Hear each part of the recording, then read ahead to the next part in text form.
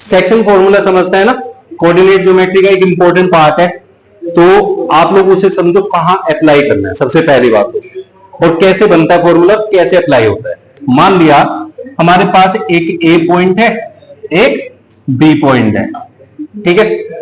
इन दोनों पॉइंट को कोई एक पॉइंट यहां से कट करता है कुछ रेशो में, कुछ पार्ट इधर कुछ पार्ट उधर, तो ये जो पॉइंट इसको डिवाइड कर रहा है, तो आपसे पूछा है इस पॉइंट के कोऑर्डिनेट्स बता दो, रेशियो देगा, कोऑर्डिनेट्स पूछेगा।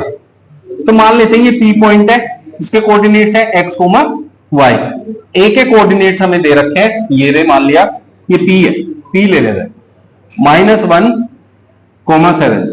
अब यहां पी और यहां क्यू ले लेते हैं। अब आप बोलोगे ए बी से क्या दिक्कत थी, कोई दिक्कत नहीं है, आप कुछ भी नाम ले सकते हो, उससे कोई दिक्कत नहीं है। ये आपका ए पॉइंट है एक्स कोमा वाई, पी के कोऑर्डिनेट्स देगा, क्यू के कोऑर्डिनेट्स देगा और आपको रेशियो देगा। मान लिया ये जो पॉइंट इनको डिवाइड कर रहा है उसका रेशियो है 2:3, इनको m और n मानेंगे। जो p के कोऑर्डिनेट्स हैं ये भी तो एक्स वाई होते हैं, तो पहले वाले को क्या कहते हैं x, बट यहां हम x1 लिख लेंगे, यहां y1 क्योंकि पहले वाले हैं, दूसरे वाले हैं तो x2 y2 ऐसे लिख लिए, और जो फाइंड करना है उसको लिख दिया x कोमा y। अब इसमें ना एक सिंपल सा फॉर्मूला अप्लाई करना है, वो क्या है कि जब भी आपके पास रेशियो m रेशियो n हो और कोऑर्डिनेट्स हो x1 y1 x2 y2, तो जो फाइंड करना है x, उसके को वैल्यू जो फाइंड होगी वो होगी m x2 plus n x1 upon m plus n। NCERT के अंदर ये m1 m2 लिखा हुआ है, क्या लिखा हुआ है m1 m2, बट बेटा वो ना कंफ्यूजिंग कर देता है हमें, इसको m2 फिर x2 ऐसे करके कंफ्यूज हो जाते हैं, तो इसलिए मैंने उनको इस कंफ्यूजन को दूर करने के लिए रिप्लेस किया है किससे, m और n से, ठीक है। कोई दिक्कत तो नहीं है, m और n से रिप्लेस करके x की वैल्यू आपको यहां फॉर्मूले से मिलेगी। अब जैसे हमारे पास m की वैल्यू 2 है, इनटू हमें मल्टीप्लाई करना है x2 है हमारा 4 प्लस फिर लेते हैं n मतलब 3 इंटू x1 इज -1 अपॉन में रहता है बच्चों m प्लस n मतलब 2 प्लस 3, ठीक है। अब सिंपल सी एक बात समझ गए यहां से, ये फर्स्ट वाली रेशियो है, रेशियो का फर्स्ट टर्म है, फर्स्ट की मल्टीप्लाई होती है बाद वाले x से और बाद वाले की मल्टीप्लाई होती है पहले वाले से, बस, और नीचे दोनों को ऐड कर देते, सिंपल इतना सा काम करना होता है, ठीक है। समझ में आ गया कि कितना हो गया 8 plus minus -3/5 that is 5/5 equals to 1। ये किसकी वैल्यू आई, x की, तो x की वैल्यू 1 हो गई हमारे पास। अब हमें y की निकालनी है, तो y की भी सिमिलर तरीके से निकलेगी my2 plus ny1 divided by m plus n।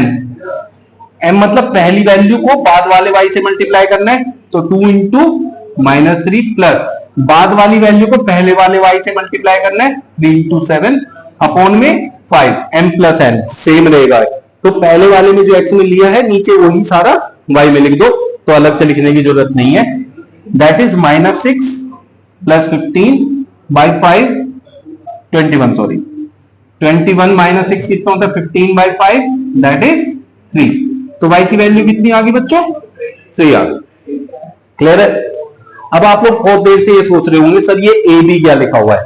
अब हमारे पास ऐसे दो पॉइंट्स हैं ए एंड बी लाइन पे, ए बी, और आपको कहा कि इनमें बीच में एक मिड पॉइंट है, इन दोनों का एक मिड पॉइंट है, उस मिड पॉइंट के कोऑर्डिनेट्स फाइंड करने हैं। तब उस कंडीशन में क्या करना है, ये क्या होते हैं x1 y1, ये क्या होता है बच्चों x, y जो फाइंड करना है लेट इट बी p, और ये है x2 y2, ठीक है।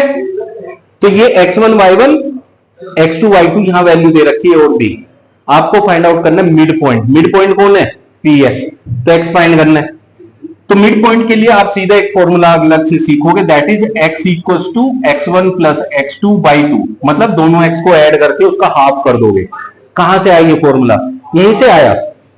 लेकिन मिड पॉइंट जब होता है तो रेशियो इक्वल हो जाती है, आधा पार्ट उधर आधा इधर, तो रेशियो हो जाती है 1:1, इसलिए फॉर्मूला बन जाता है x1 प्लस x2 बाई 2, ठीक है। यहां x1 की वैल्यू कितनी है 2, x2 की 8/2 दैट इज 10/2, कितना हो गया बच्चों 5, तो इसकी 5 है वैल्यू, और y की होती है y1 plus y2 that is 25 plus 20/2 that is 45/2। तो ये हो गया 45/2।